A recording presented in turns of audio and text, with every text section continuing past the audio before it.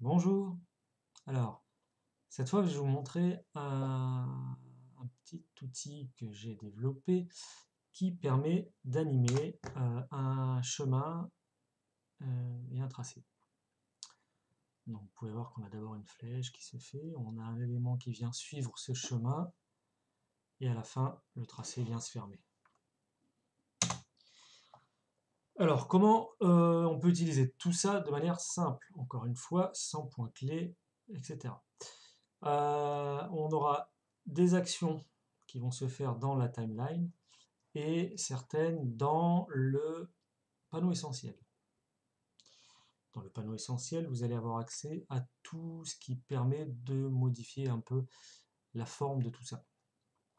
On aura le chemin, qui est représenté par ce tracé en fait. On a deux extrémités, la B qui est ici et la A qui est ici. Vous pouvez voir que très rapidement on va avoir pas mal d'options d'épaisseur. On peut choisir la couleur évidemment. On peut ajouter des pointillés.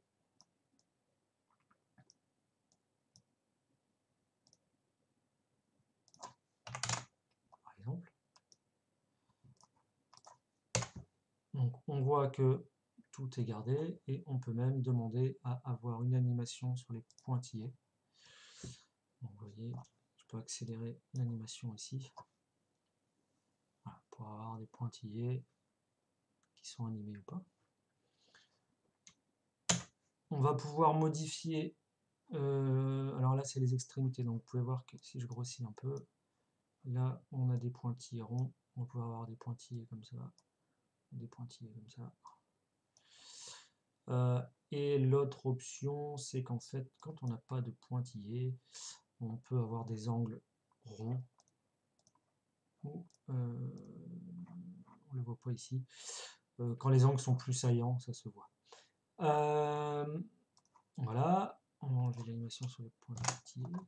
Donc après, comme je le disais, on a accès aux éléments qui sont ici, donc notamment la taille. Et puis on va pouvoir changer la couleur intérieure, le contour. Donc la couleur intérieure, imaginons qu'on fait un triangle blanc avec un contour rose. Et, voilà, on peut modifier la transparence. On peut lui demander aussi à avoir des pointillés autour ou pas. Et donc le nombre de pointillés. Je vais laisser une flèche comme ça. Et on a à l'autre extrémité, on a aussi la possibilité d'avoir un point. Donc là, comme pour l'autre extrémité, en fait, ce que je ne vous ai pas montré, c'est qu'on a aussi une option de décalage. Est-ce qu'il est décalé ou pas par rapport au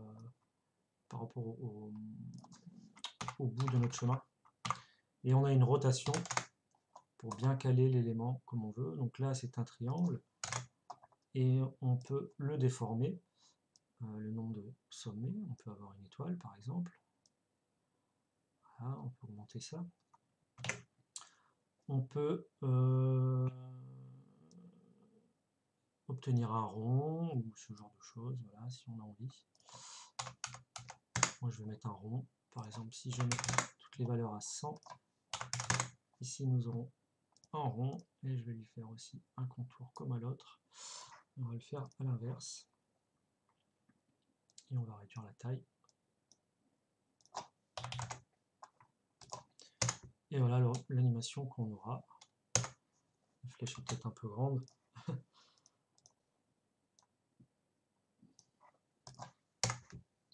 Donc vous voyez que tout est gardé. Donc ça, c'est la première option. Voilà automatiquement ce qui se passe en termes de design, on va dire. Voilà. Maintenant, on va pouvoir aussi jouer sur les durées. C'est-à-dire peut-être que vous avez envie de décaler la vitesse ou le point d'arrivée, etc. Donc on va déjà montrer comment tout ça se gère dans le temps. Donc vous voyez ici que dans la timeline, j'ai un départ. Donc on a bien le chemin qui est notre tracé. Donc il va démarrer au point de départ, et il va arriver là où on lui dit d'arriver, à l'arrivée. Départ 2 et arrivée 2, c'est qu'en fait, on peut aussi sélectionner pour que le chemin, pardon, se referme. Donc vous voyez que si je déplace l'arrivée ici, boum, il va donc arriver plus vite. Voilà. Ou plus longtemps. Et on peut jouer aussi sur ces valeurs-là. Donc dans ce cas, on aura quelque chose qui va arriver moins vite. Voilà. Donc ça permet encore une fois d'éviter tous les points clés. On a plus un système comme dans un logiciel de montage. Et vous pouvez voir ici que j'ai rajouté un objet, que j'appelle un objet. En fait, c'est si vous avez envie, tout au long de ce chemin, de faire se déplacer quelque chose. En l'occurrence, actuellement, là, c'est un cercle. C'est plus un symbole pour vous montrer. On peut, vous allez remarquer que là, le point, ce marqueur est placé à la 4e seconde, et c'est donc à partir de la 4e seconde qu'on a cet objet qui va partir. Si on le décale un peu plus avant, on va pouvoir le décaler aussi un peu plus avant. Voilà. Hop. On va le faire revenir seulement à la fin. Voilà. Le temps que va mettre cet élément à faire tout ce chemin sera égal au temps que vous aurez placé entre départ et arrivée. Il va suivre en fait départ et arrivée avec un temps de décalage qui est réglé par rapport à la position de là. Donc il va y avoir 2 secondes de décalage en l'occurrence ici. Voilà. Et le dernier élément qui est modifiable et pas des moindres, c'est que on va vouloir pouvoir modifier ce tracé pour avoir un autre chemin. Donc là on va rentrer dans le, pardon, pas besoin de voir tout ça, on va rentrer dans le tracé qui est ici, et on va pouvoir venir modifier notre chemin. Vous voyez, très simplement, on va le faire passer par une autre route. En l'occurrence, ça j'en ai plus besoin. Voilà, on va pouvoir mettre des angles. Et là, tout va se passer correctement. On a bien le triangle qui suit notre chemin. D'ailleurs, j'ai envie d'un triangle encore plus petit là quand même.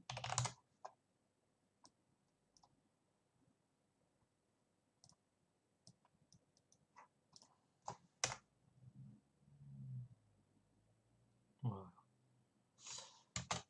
On a donc un outil qui nous permet de faire ça, avec possibilité de modifier les formes d'extrémités et les deux extrémités, le tracé, et d'y ajouter quelque chose qui va venir suivre. En l'occurrence, ça vous donnera la possibilité d'assez facilement ajouter ce que vous voulez ici. Imaginons qu'on ait envie que ce soit une petite voiture qui arrive là. Je vais faire venir le fichier image que j'ai envie de venir rattacher. Je vais le prendre et grâce à l'option de parentage, je vais le parenter et on va voir que notre voiture, cette fois, elle sera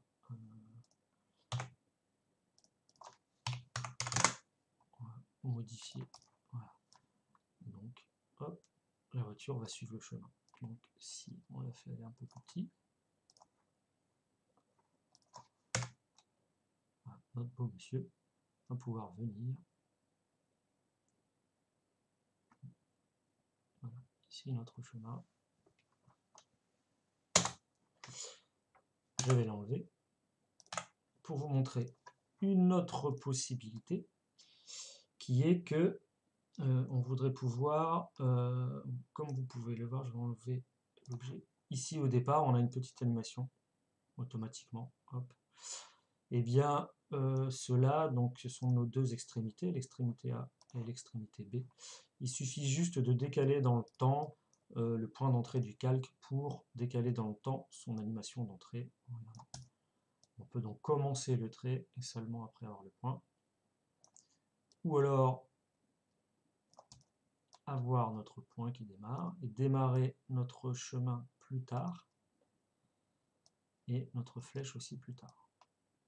Hop, ça démarre plus dans le temps. On peut même demander à ce que la flèche, vous voyez, la flèche, on peut lui demander aussi d'apparaître en fonction du temps qu'on met ici. Voilà. Et on a aussi donc à la fin la même chose, c'est-à-dire que là où se terminera le calque, vous allez voir qu'on peut décaler la disparition de l'extrémité A à la fin.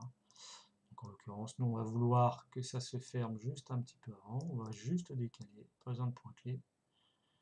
Hop. Le triangle il fait de même, ce qu'il arrive sur la fin. Et voilà, et tout se ferme. Et on a la possibilité de gérer ce type d'animation très rapidement. Donc tout ce qu'il y a à savoir vraiment en termes de technicité After Effects, ça va être d'aller dans le tracé afin de le modifier. Pour aller dans le tracé, on sélectionne le chemin qui contient le tracé, qui est donc ici un calque de forme, on le voit à l'étoile ici. Et en fait, on va déployer les groupes et on va juste aller dans le path. Alors, c'est quelque chose qui peut être modifié tout simplement. On peut l'appeler chemin. Et dans ce cas, on y aura accès très rapidement en tapant chemin dans notre recherche. Donc il est là. Et voilà. Et on peut modifier tout cela. Pas mal, non?